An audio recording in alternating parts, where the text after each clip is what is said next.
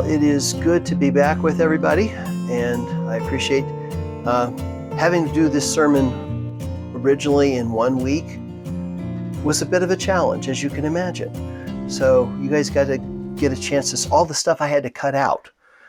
This week's not going to be any less of a challenge because we're going to be covering chapters 11 through the entire rest of the book of Numbers. Now, if you remember last week, we talked about that a better way of understanding this book is good news from the wilderness, because that's how the Jews would have recognized the book itself, not as Numbers, but in the wilderness, because we all experience in the wilderness, and these are experiences from the wilderness. But we also saw, as we set up the context, that if you think about God's relationship with his people under the old covenant, if you will, think it of more of a treaty form than just a legal code. Okay, here's the 67,000 things you do and don't. Here's a relationship that I want to have with my people. And they should then live into that relationship, and they should walk in that relationship. The same thing we have under the new covenant. It's a relationship. It's not just about a bunch of rules. It's who is our God, and are we his people? Are we going to live like it? We are, if we're believers, but are we going to live like it? Because that's what we're supposed to do. We also saw that God has plans and purposes. And the plan for Israel, we saw it unfolding. And people walked with God, or God walked with them, and then we got to Abraham, and then they were into exile, or not exile, into slavery. And then here's the Exodus, and they're coming out, and he's taking this slave group, and he's forming them into a nation. And as he's forming them into a nation, last week we looked at the first 10 chapters, and we saw the orderliness and the peacefulness that God put there in their lives to say, I need you to function as a nation now. Because that's pretty tough to do. Hey, there's a couple 100,000 people. Sure, you're a nation. You're under me. What do I do? And he says, here, let me help you. Let me show you how to start organizing yourself. And we saw that that's one of the characteristics of who God is. He is a God of order and a God of peace. He wants us to be able to function and work together, just like in the church. And we're going to see all the different things that are very similar to what we have to face in both our life and in our families and our homes, these same type of ideas. And this was a fulfillment of a promise, because one of the things that God does, he's a faithful God. He says, I'm going to do this. I'm going to bring you into the promised land. Abraham, your descendants are going to come here. And so this is that process that we're experiencing. Unfortunately, they get to take a 40-year detour. You're like, so close, guys. But you're going to get to learn who your God is through this. So, all right, I'll take your lemons and we'll make some lemonade out of it. Now, some of the people don't survive the lemonade because they don't learn. We're going to see that. And the thing about this is this whole book is not about an academic exercise. I mean, I know so often we want to say, give me the rules and I'll follow them. Because that's so much easier, isn't it? Do this, don't do that. Cool. But that's not how God works. He says, yep, there's the boundary, like I talked about last week. Here's the yard. There's a fence. Stop trying to press up against it. Walk along the thing and play tightrope walker on it. So see how close you can get to the edge without falling off and going out of bounds. There's the boundaries. Yep, those are your rules. Now live inside the yard. Learn how to play on the equipment. Get along with the other kids. Do the things that you're supposed to do that honor me. And that's how we have to think about this. Well, we're going to find out that these guys aren't real good on that playground. They're not real good at getting along. Matter of fact, they keep saying, God, why do you stick us in this playground? We don't want to be in this playground. He says, okay, well, let me explain to you who I am. And that's what we're going to look at now. That's what we're going to take the second part of this book, and we're starting in chapter 11, and we're going to see the character of God in action. Okay, God doesn't just say, here, catch, have fun. He says, let me show you how I work in action. And what's really interesting about this is we get to see God interacting with Moses and the people directly. A lot of times we go, gee, well, if God spoke to me, I would believe this stuff. Really? How well did that work out for the Israelites? Let's see, they're already complaining after the plagues and coming out of Egypt and getting all this stuff and the parting of the Red Sea and the destruction of Pharaoh's army and all this stuff. And they're going, 3 days later, you've let us out into the wilderness to die. Really? So if we think that because God did something amazing that we're going to just suddenly completely trust and believe, people don't do that. I'm sure you have experienced tragic events in people's lives and you go, surely this is going to bring them to God. They've got to recognize God's grace in their life. And they look at you and go, well, yeah, maybe there's a God. And that's it. They go right back to normal.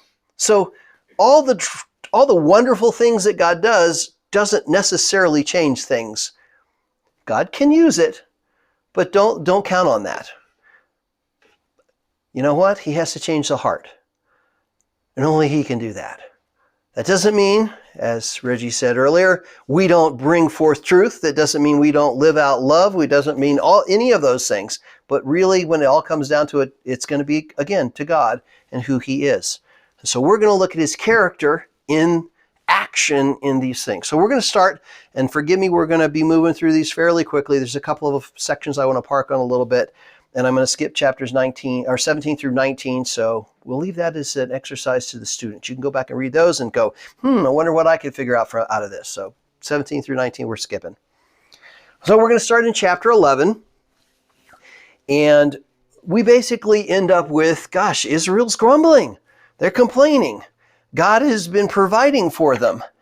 And they're greedy because they want meat. Now, I understand, I like meat too. And I understand that the same diet, you can pick your favorite food. Hey, I love pizza. I could eat pizza every day. Yeah, pizza would get old real fast for breakfast, lunch, and dinner. Manna, God is giving them something out of nothing here. But it's not good enough because and it's not even so much that they're not even asking. Moses, could you ask God if He could provide something else to us? They're whining about it. There's the difference. God doesn't mind if we ask, but it's when we whine about it and grumble about it and complain how horrible God is. Really? He's sustaining you and you're complaining about it. How about He stop? 3 days later, how well off are you going to be? Not so good. So they come out of Egypt, they complain, and God says, okay, fine. You want some food? You want some meat? Here come the quail. Oh, by the way, I'm going to put a side dish of plague along with that quail for your whining. You're going to get so sick of eating quail, it's going to come out your nostrils. I mean, the way it's described is kind of like, bleh. That's how sick they get of it. And see, when God is being tested that way, He's not real friendly towards us when we test Him. Not when we have faith. Faith is great. Testing, not so much. And you might think that gosh, that means I can't say anything. Oh gosh, that could be grumbling or complaining or whining. Well, you know what? There is a thing called a godly complaint. And in this same chapter, we see Moses with a godly complaint, which is kind of cool. Now, his godly complaint is, Lord, if you love me, just kill me. Now, that tells you how pressed he is dealing with these people. And I don't care how, one-on-one, small group, church, whatever. Well, he's dealing with hundreds of thousands of people. We only get little snippets of it, but I can imagine from dawn till dusk, all day long, he's dealing with people complaining about something. His camel came into my tent. I mean, whatever. Or not. They picked up 3 more buckets, and he's dealing with it all day long to the point where he godly complains, Lord, if you love me, kill me. Sometimes I can tell you as pastors, sometimes you kind of go, Lord, if you love me, just please let me out of this nightmare. Probably don't say kill me, but Moses was driven to that point. And so, see, when I look at that, I go, that is a godly complaint. I am so tired. I am so pressed. I'd rather be dead. But What do you think God's doing here? The plague and all is pretty easy. They're complaining. God says, don't test me this way. But Moses is complaining in a sense, and yet God is really doing what the writer of Hebrews says. He disciplines whom he loves. And discipline's not, hey, I'm being mean to you. He's trying to train you. And sometimes those hardships train you in something. So what is God's answer? He says, you know what, Moses? You're right, you can't handle it. You figured it out. You'd rather be dead. But I am going to provide those to help you. So this is where we get the 70 elders. This is where we get the spirit of them to help out Moses do this and help organize things. See, more God of peace and order. And Moses has to realize he can't do it on his own. How many times are we pressed just like this, and we have to realize we can't do it on our own either?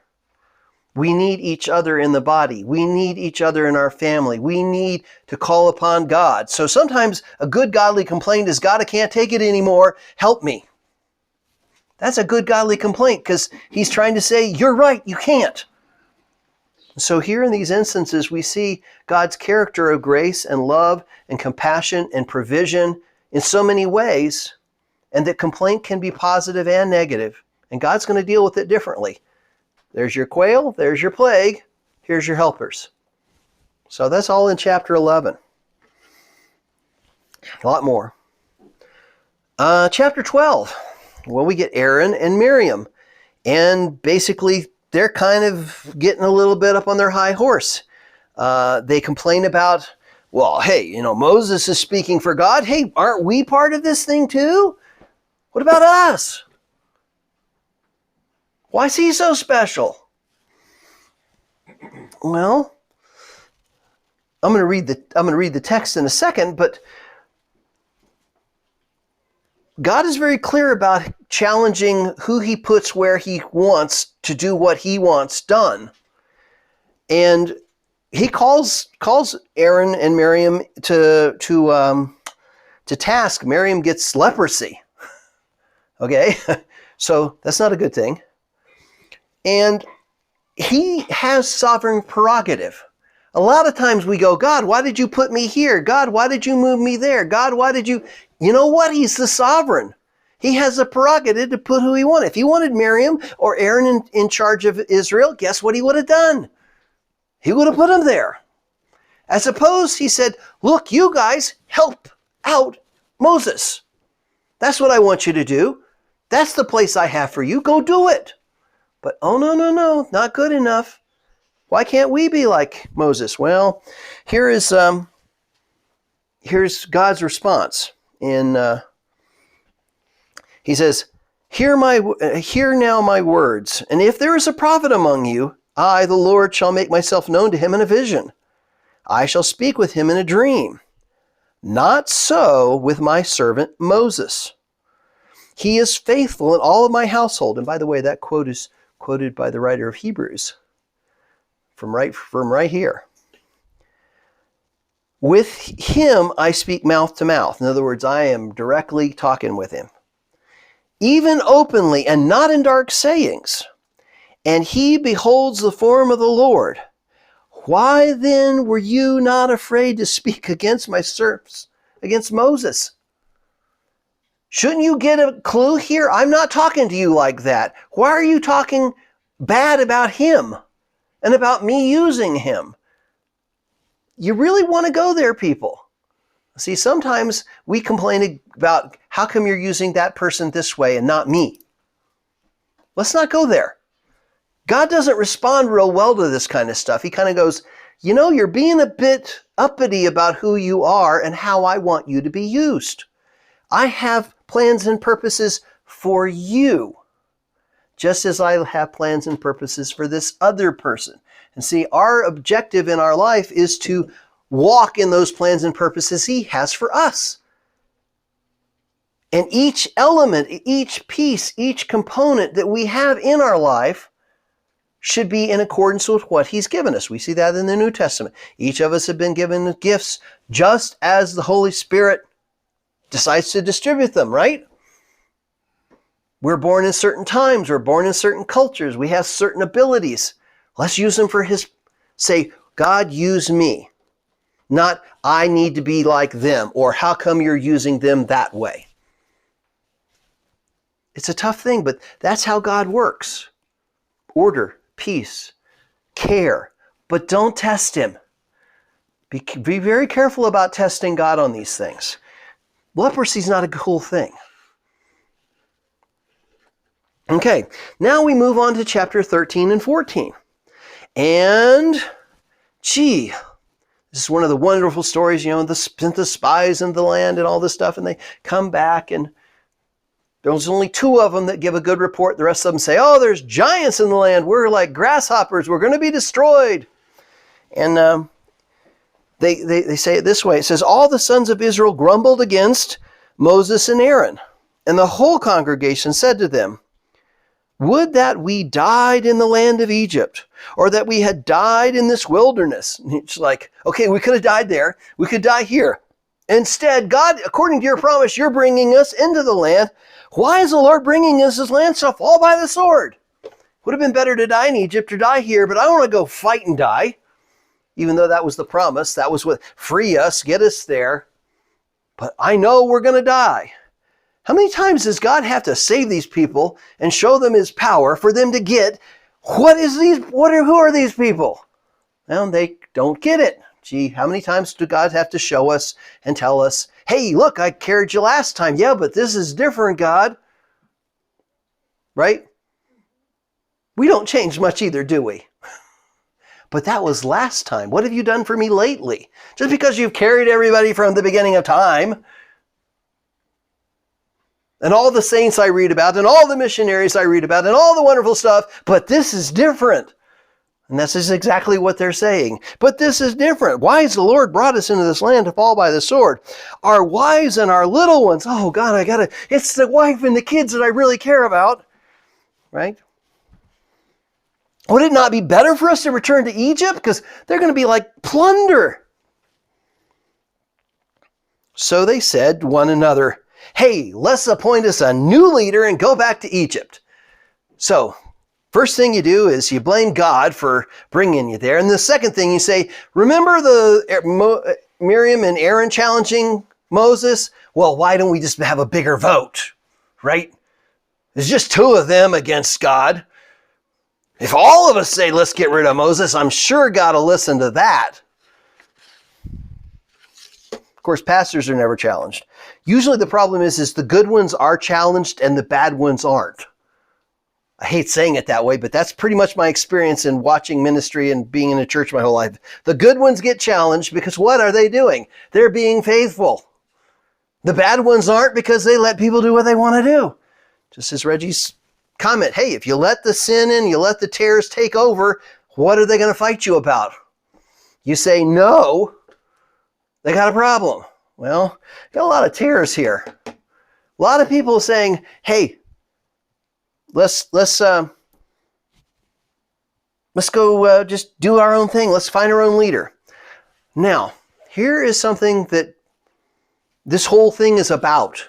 The character of God in action. Well, Moses, chapter 14, beginning in verse 18, God has just told him and said, look, God says, I'm going to wipe these people out for their doubt. And I'm going to start over with you, Moses. Couldn't God do that? Sure. But look at how Moses knows God and understands who God is. He says, Moses says, now if you slay this people, he's talking to God, as one man, then the nations who have heard of your fame will say, because the Lord could not bring his people into the land which he promised them by oath, therefore he slaughtered them in the wilderness. Now, I don't know about you, but if they said, hey, the guy said he had the ability to do this stuff, he swore that he was going to do it by oath, he's got a promise, what kind of wimpy God do you have? He had to just go ahead and kill them all in the wilderness. Well, there's nobody to bring in, so I guess I didn't have to worry about that one. He says, the people who have already heard about what you did, remember fast forward 40 years to Jericho, and Rahab goes, where have you guys been? Everybody was terrified of you. You've been wandering for 40 years. Now suddenly you show up. Well, it's right here. God could have wiped him out right at that point. Moses appeals to who God is. You promised. But now I pray, let the power of the Lord be great, and just have you declared. See, isn't it cool? Moses can use God's own words to show us, not God. God knew. The Lord is slow to anger and abundant in loving kindness, forgiving iniquity and transgression. But he will by no means clear the guilty, visiting the iniquity of the fathers on the children to the third and fourth generations. Well, guess what God's going to do? Pardon, I pray, the iniquity of the people according to the greatness of your loving kindness, just as you was also forgiven the people from Egypt even to now. And so the Lord said, I have pardoned them according to your word. If you notice, he's sovereign. I pardoned him. He's faithful. He's long-suffering. He's forgiving. He's merciful. But there's another part of who God is. He also says, I'm not going to let the sin go unpunished. This is where we want to stop. We want to stop with that first part and go, look, God's merciful. I can do whatever I want. He says, yeah, no. I'm going to punish. I will deal with sin. So going on in verse 21, chapter 14, he says, but indeed, as I live, all the earth will be filled with my glory of the Lord. So it says, it's going to happen. Everybody's going to know who I am. Surely all men who have seen my glory and my signs which I performed in Egypt and in the wilderness, and yet have put me to the test these 10 times, I have not listened to my voice, shall by no means see the land which I swore to their fathers, nor shall any of those who spurned me see it. Now, one thing, it talks about 10 times. Now, that could be literally 10 times because I haven't added up if it's literally 10 times. But 10 times, in the Bible, sometimes numbers carry more meaning than the actual number.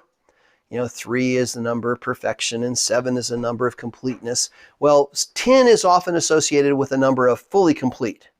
Think about this. I got all my fingers on my hands. There's 10. There's nothing else I can have. So he's basically saying they filled it up. I mean, that's just using an example of hands. But I mean, that's probably where the idea even came from.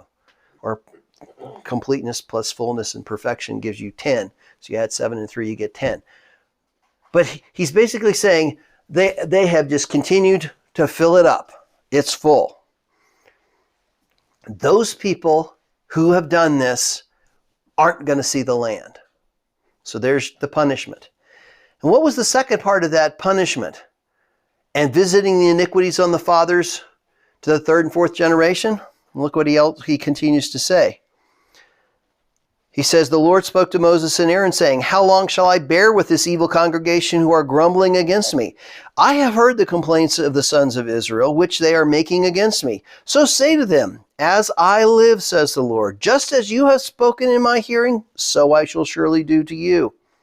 Your corpses shall fall in this wilderness, even all your numbered men. Remember the census that started the whole book? Why it's called Numbers?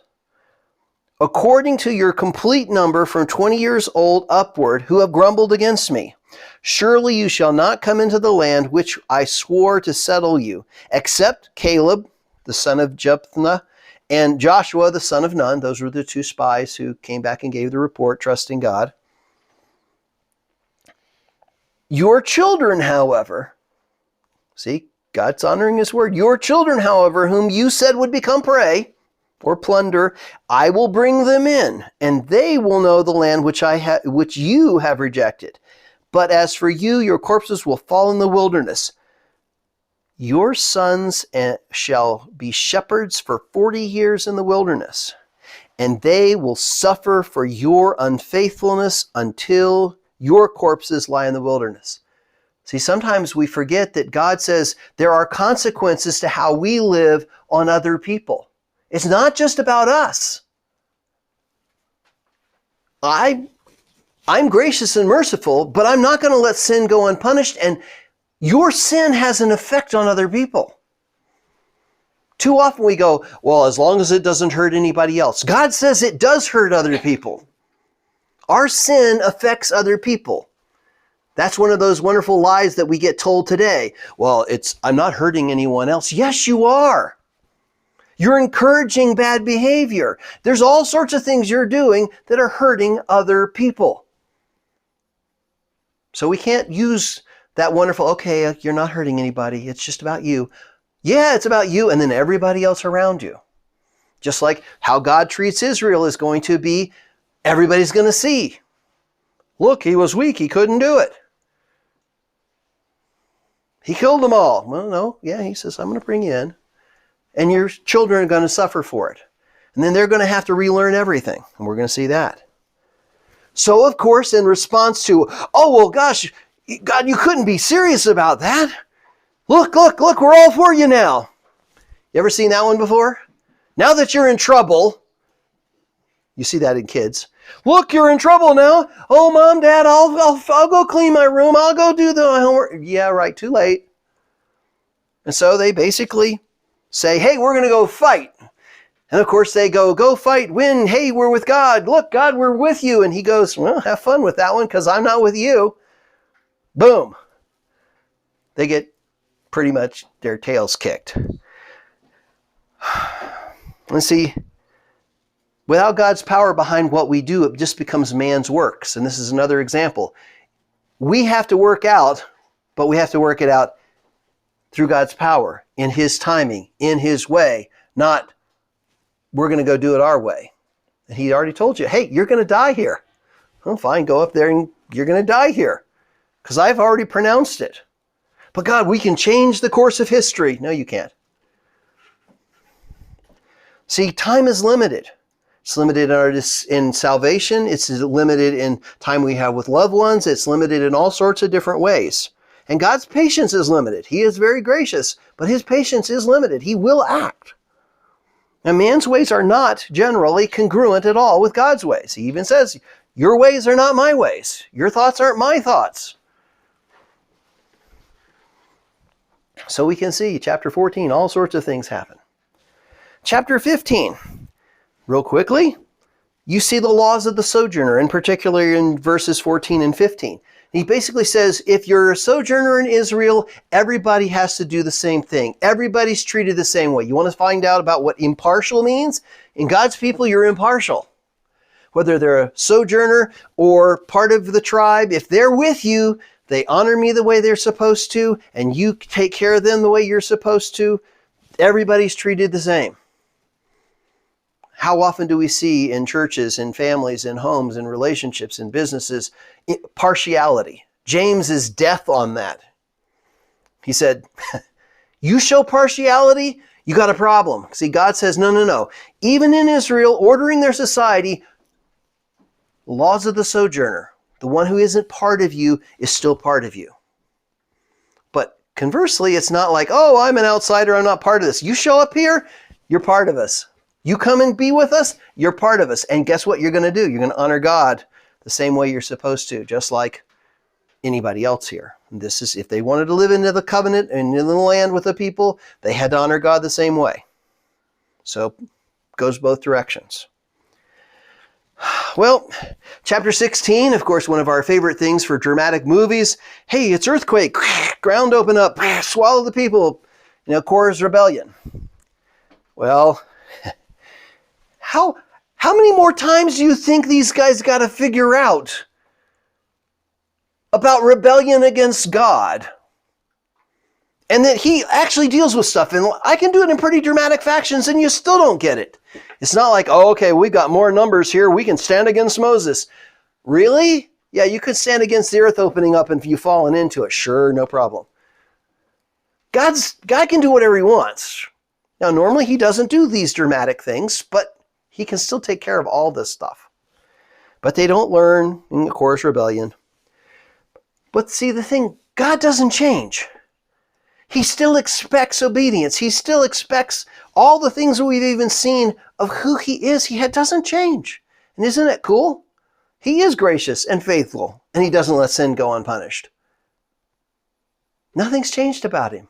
We can always count on him, regardless of what situation we're in, regardless of what time we're in, regardless of what culture we're in. He is a faithful God. He might not do it the way you or I expect it to be done, though. Not too many people go, hey, there's a problem here. Watch out. There's going to be an earth opening up right over there. And as they drive off, the car is going to go and, recycle. No, he doesn't do that often, but sometimes he does. Sometimes it's pretty dramatic. Now, skipping 17 through 19. Now we get to chapter 20. And this is where Miriam dies. Because remember, she wasn't going to make it in either because of a rebellion.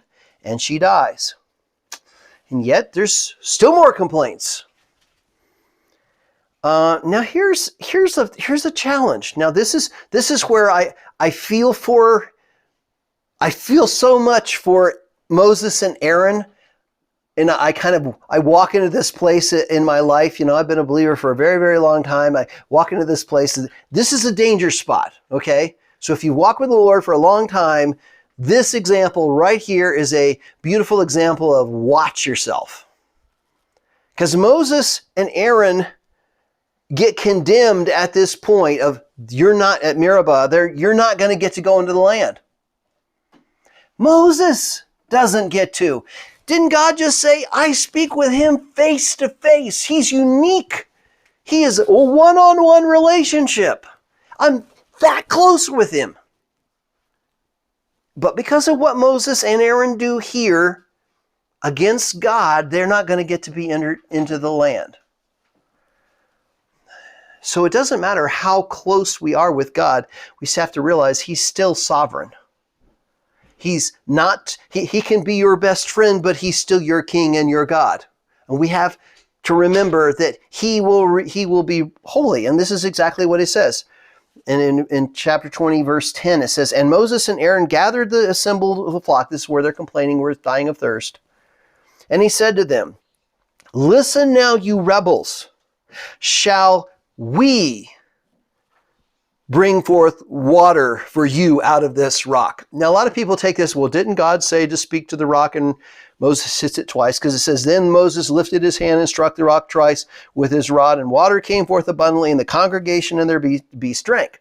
Okay, well, the tapping isn't so much the issue. It's, shall we bring forth water for you? See, the tapping is here. Here's my sign of what I'm doing. Because what does God say? But the Lord said to Moses and Aaron, because you have not believed me. Isn't it interesting? They bring them all forward and say, God's going to do this. And then he says, but you guys didn't believe me. Weird. To treat me as holy in the sight of Israel. Therefore you shall not bring this assembly into the land which I have given them. And when I looked at that, I'm like, how in the world was tapping a rock? You brought him there. You said it was going to happen. You tapped the rock. How is that not treating God as holy? Well, he said, see, you've gotten too close. You think you're like me and I'm like you. Well, I'm not. And before the people that you're supposedly leading, you're making yourselves look like me. You're not treating me as separate. That's what holy means, set apart. There's something different about me. It's not just about you guys. And that is such a subtle trap. It's easy for people who are believers a long time. Well, I walk with God. We're like best buds. It's like, yeah, be careful with that one. Well, here, let me fix it for you. Are you kidding me? I can't fix anything. And Paul, just so you know, if you think about it, Paul himself, remember he said, I don't even know if I've gotten there yet. I'm still afraid that I might stumble just like everybody else. See, he learned from these things and went, I'm not going to be somebody who gets so arrogant just because I'm the Apostle Paul and I've been taught by the Lord and I've seen him and all the other kinds of things that I am going to be, it's about me. Well, I'm the great Apostle Paul. He said, whoa, think of me as a servant. I don't think I've achieved it. Only till the right before he died, he says, I've run the race, I finished the course. Right at the end. Even then, he probably said those words with trepidation. Moses and Aaron just stepped across the line this one time, but he said, you did it publicly in front of the people. You didn't treat me as holy, and therefore, you aren't going to go in the land. That's pretty scary. That's how holy he is. So let us not think we're special. It's great to have a close relationship. God even commended him. But don't step across those lines. So easy to do. I've been in church my whole life. Yeah, right. Which means you've learned about that much. I've been a believer for all these years. Yeah, that means you've learned about that much. Don't ever step across that line.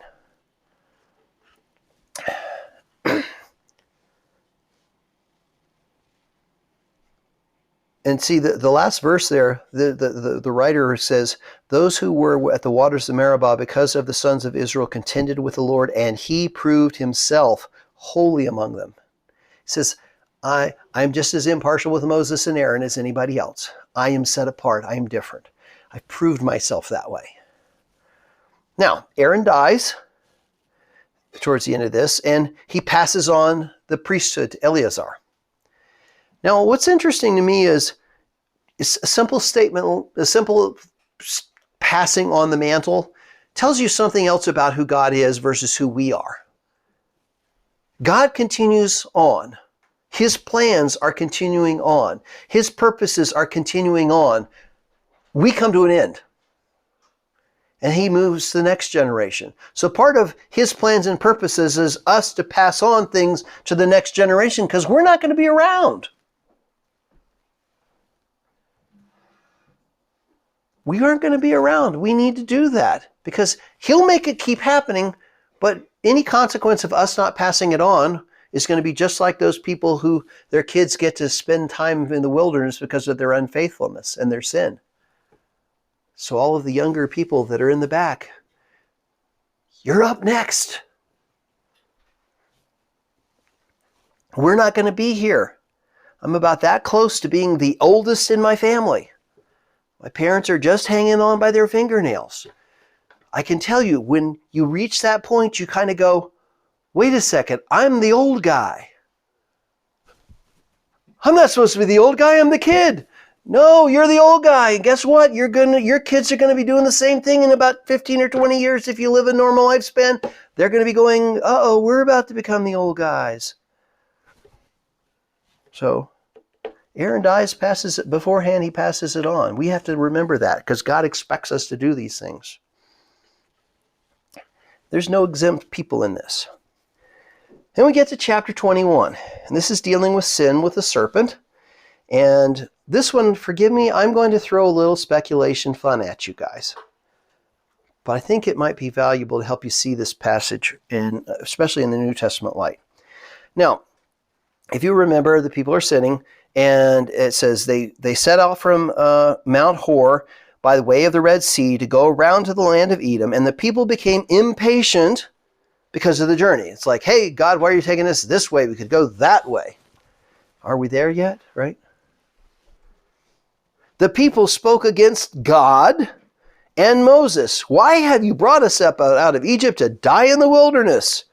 For there is no food and no water, and we loathe this miserable food.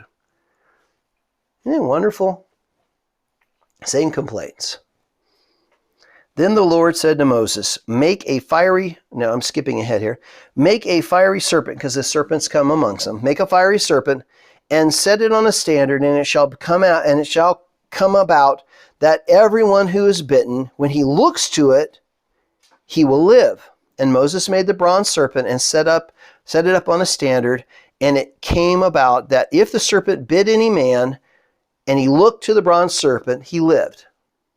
Now this passage is used in the New Testament. John brings it up in John 3:13. And I want to just toss something out at you.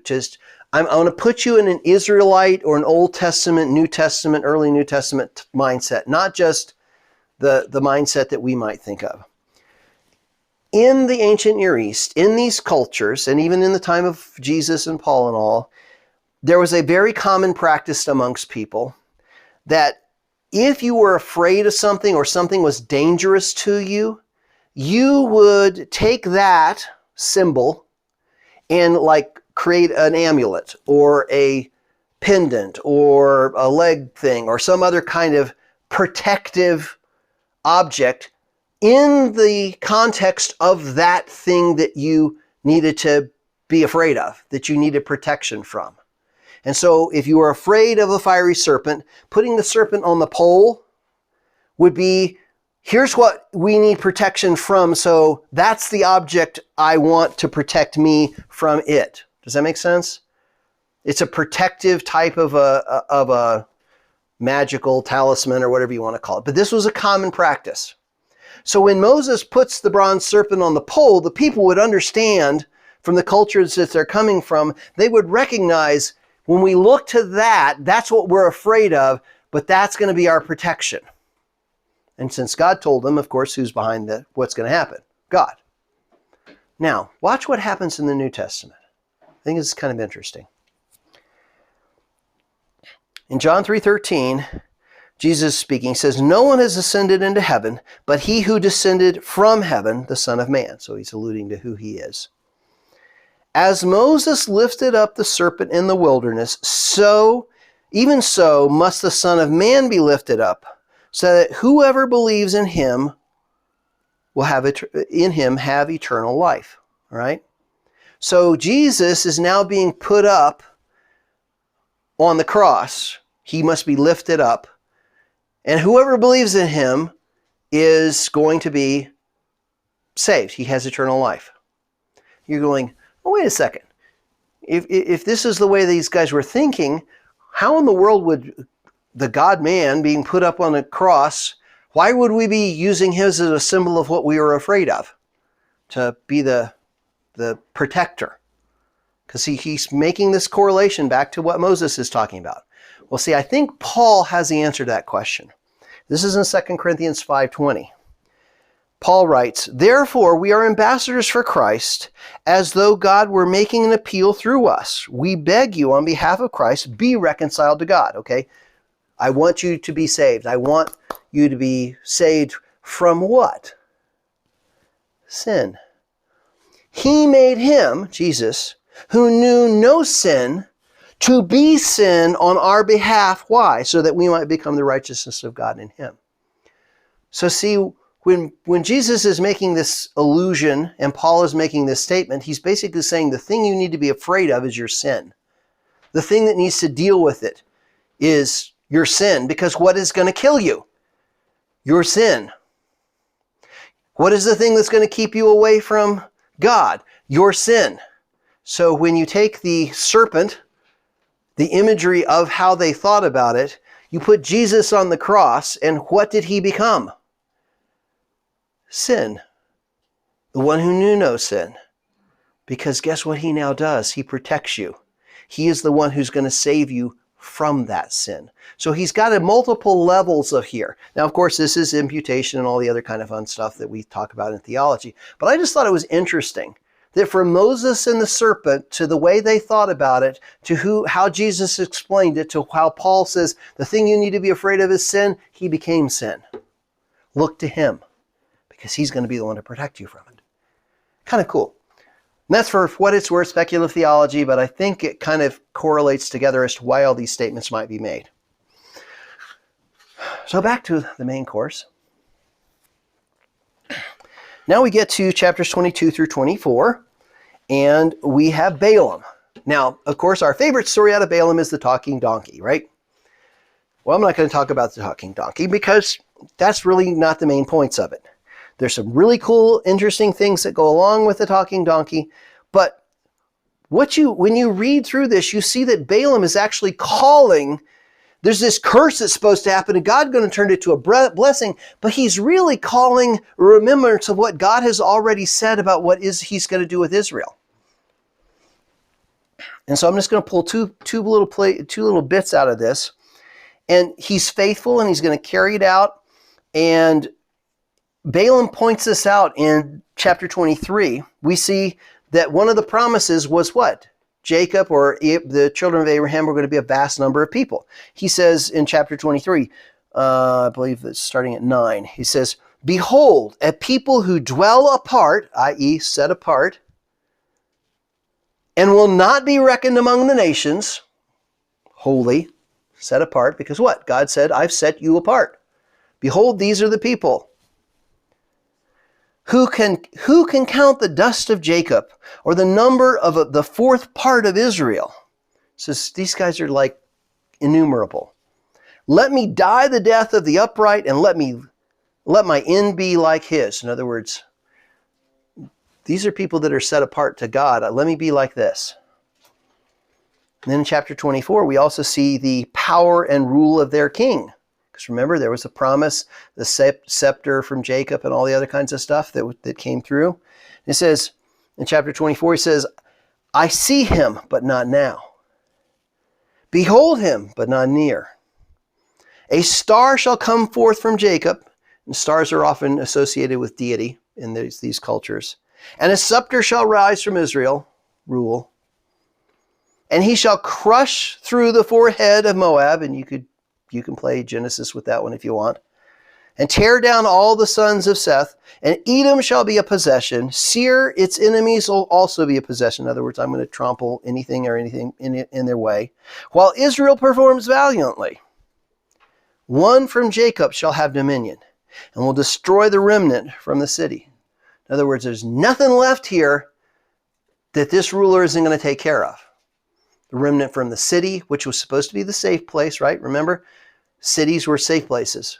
So I'm going to get rid of anything in that city. Does that sound very familiar to you about, maybe in Revelation someplace, about the city whose gates are open and no wickedness will come in it?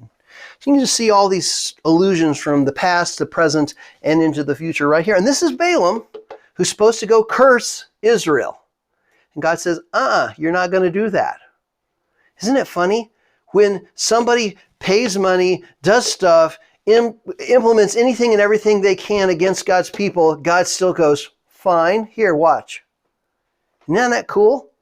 That sometimes the worst things that you possibly think are going to happen, God uses it. And even shows people who are effectively pagan, wow, there's something different about those people. God turns it. You want an evangelism situation?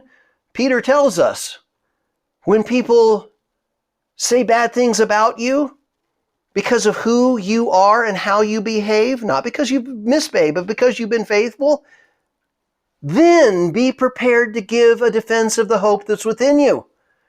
Because they're going to look at you and say, what in the world is going on with these people? Help me understand why you can be this way.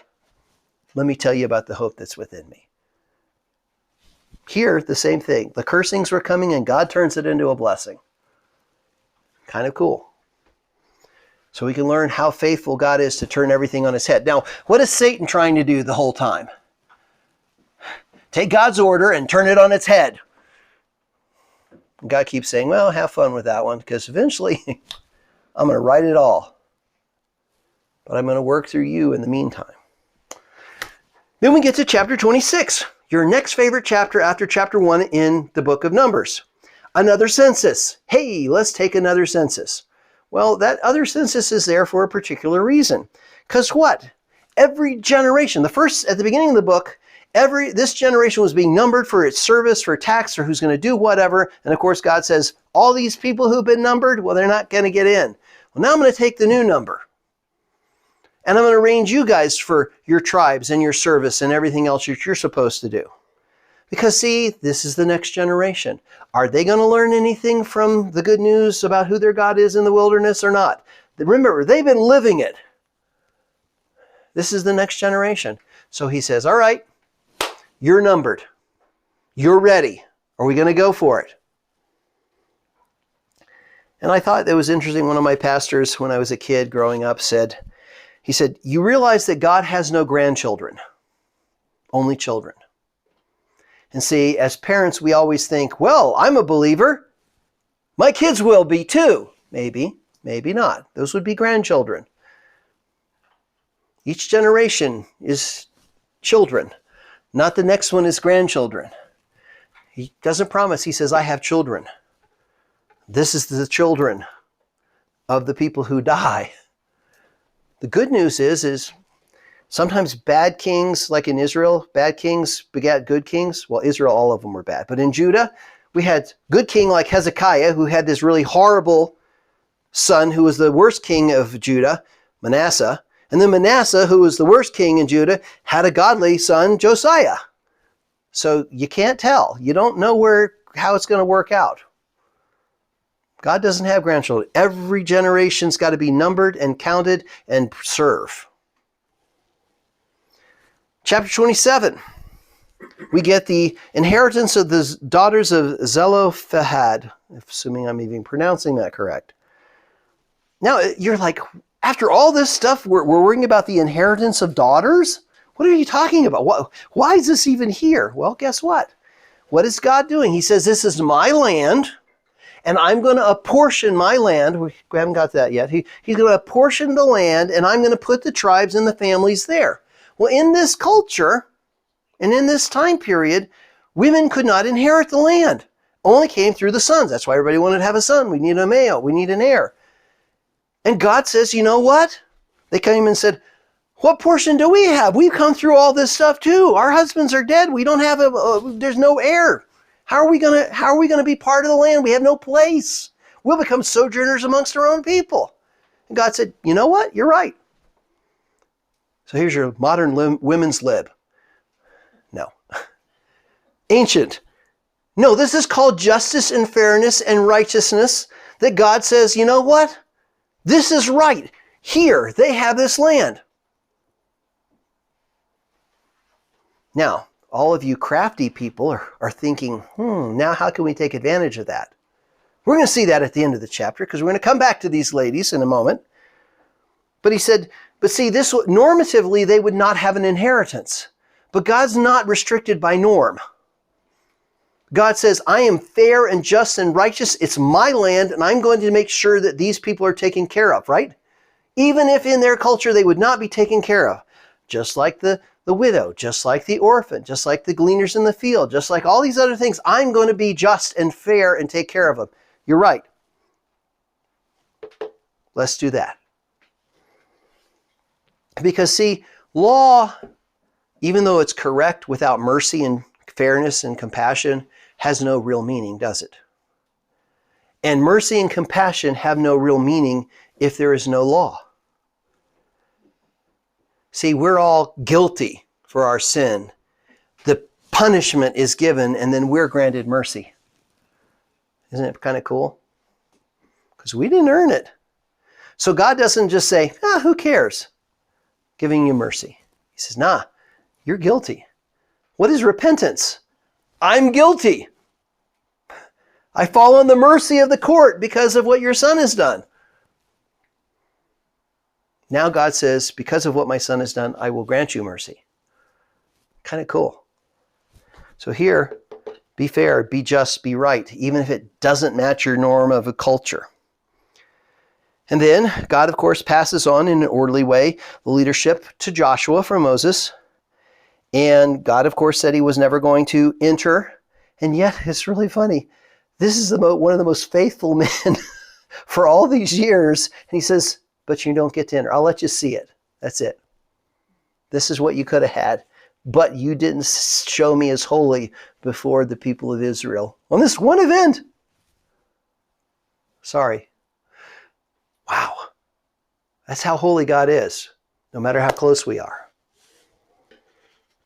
In chapters 28 through 30, we get more reminding and ordering a relationship with God and his people.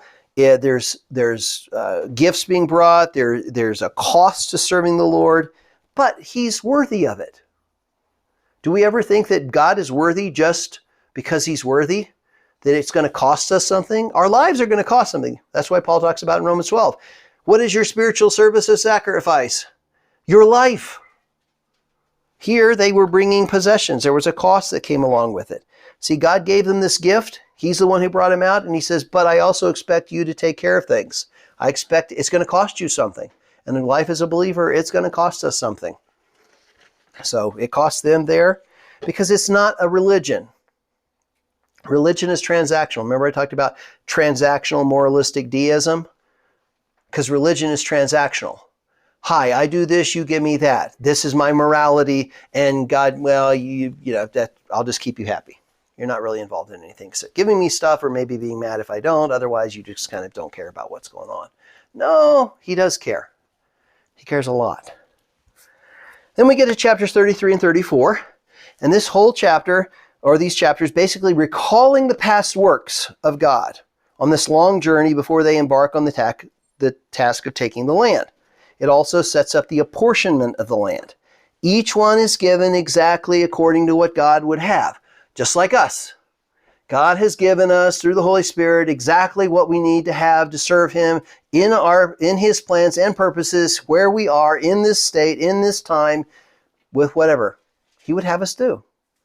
This is His land. He gave it to them. He apportioned it.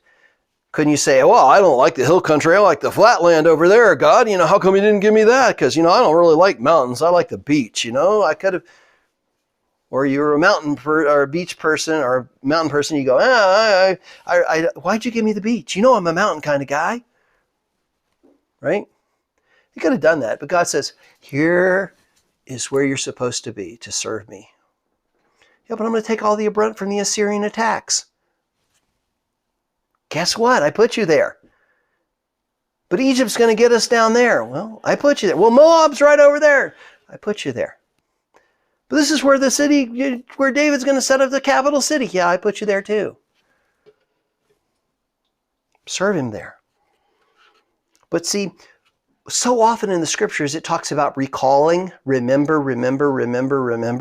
This is what they're doing. Remember all the things that have happened. Remember what God has done. We need to be just like that, to recall, because God is faithful.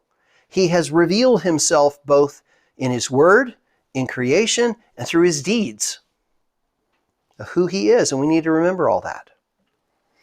So, then we move on to chapter 35, and we see the cities of refuge. And what was interesting about that is now that I've apportioned the land and I put you in it, one of the common practices in this time and culture was basically a blood feud. Now, we have laws that deal with all this kind of stuff, but in that particular time, say you were working on a wall of a house. And of course, you're a good neighbor. You're trying to help out your neighbor building the wall of their house. And you get clumsy because you're kind of a clumsy person and you back the wrong way and you knock the brick off and your next door neighbor is walking under it and hits him in the head and kills him. In those cultures, guess what would happen? The family would kill you because you killed our dad or uncle or cousin or child or whatever. That was normal. Well, God says, wait a second. I'm going to give everybody a chance because they didn't intentionally do this. But see, in those cultures, they didn't care. If you wonder about whether they were very passionate people, they were passionate people back then. They would just kill you. And then, of course, what did happen to your family because that family killed you? Well, we need to go get them because this was an accident. Now you killed them intentionally. We need to go get them. And, and it just keeps on going. So eventually your orderly society breaks down into chaos because of blood feuds. So God says, I'm setting up cities of refuge and I'm putting rules in place. And if you can flee and then the person's free and they have to stay within this particular thing, there is a penalty. See, you can't go back home. You got to stay there until this time. And here's how far you can go away from it and all the other kinds of stuff. And see, God's still saying, all right, I'm dealing with this unintentional killing of somebody. There are consequences for it. There is still a chance that, something might bad happen to you. And so again, more ordering and justice and fairness and opportunity within this society so that it doesn't become chaotic blood feuds. Is that a good testimony? That we just keep bickering and fighting and you made that person mad? I've seen churches unravel. I'll give you an example. Somebody does something, church discipline's applied.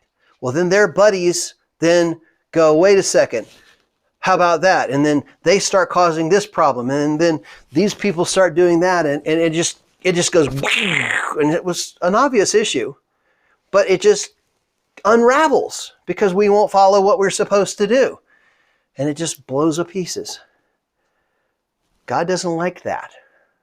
Let's stick with the scriptures. Let's follow it. Let's be faithful. Let's do what's going on. And just like with Moses, there is no partiality. If it was Moses, it's Moses.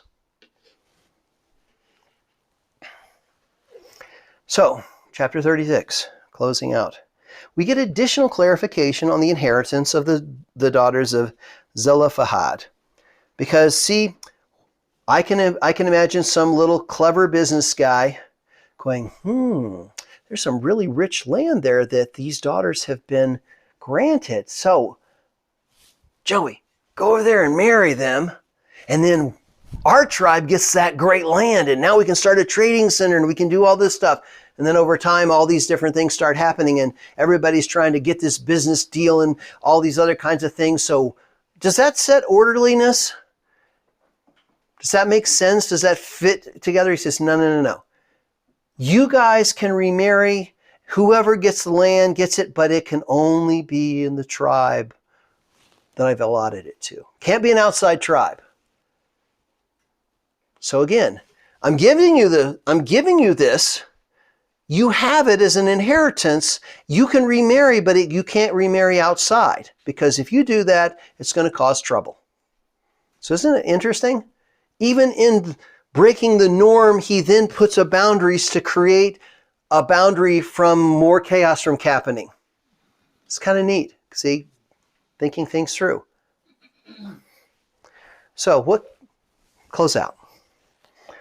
What should they have learned, and what should we learn? And I'm going to say much. So I'm just going to walk through, just click.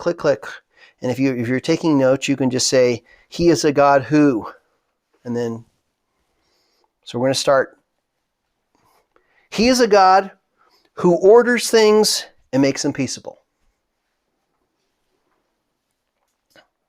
He is a God who is sovereign and holy, or set apart. He is a God who is patient and forgiving and merciful. He is a God who does not take lightly, or should not be taken lightly, and should not be put to a test, even in his mercy and grace. He is a God who will both test and discipline those whom he loves. Don't test him, but he might test and discipline, i.e. train you. He is a God who is faithful to his word. If he says it, you can bank on it. He is a God that expects men to honor him in their daily walk, just as he is faithful to walk with them. I'm there for you all the time. You walk with me. And when you need to be picked up, I will. When you are hurt and fall down and skin your knee, I'm there. But I expect you to walk with me. It's just not, okay, God, come to the rescue. He is a God who loves what is right and just. He is a God who can be trusted despite the apparent impossibility of the situation. He is a God who desires to bless. Invoke my name and I will bless them. He is a God who is a provider. May not be the way you think about it or we want it, but he is a God who is a provider. He is a God who can turn cursing into blessing. The worst possible thing that could come at a person at that time was a curse. And God says, nope, it's now a blessing. He is a God who has a purpose and a plan that he will fulfill. We just have to find our place as part of it, in our time and culture, in our place. And one last, he is a God who deals with sin, both in our lives as believers and through the cross, because that's all we can count on. That bronze serpent, you got bit by it. The only way you're going to live is to have it deal with you, and that's through our Lord Jesus Christ. And I could give you, 3 more pages of things we can learn of the character of God through the book of Numbers or in the wilderness. So to me, this is great news for God's people, regardless of time, culture, or covenant. Let's pray. Heavenly Father, we just thank you for this time. We thank you for your word. We thank you for who you are. Because without you being who you are, we are completely lost. We are hopeless. And when we do feel lost and hopeless, we know that you're faithful. Let us not grumble and complain, even though we are so prone to it. It's so easy to do. Let us press on. And when we do have issues or we do have things, let us bring them to you and ask for your wisdom, your provision, your guidance, because sometimes we do want to be like Moses and say, Lord, just kill me if you love me, because I just can't take it anymore. And yet we know you have a path. You will get us through it. It may be different than we think. We just thank you for what you've done in your Son. And it's in his name we do pray.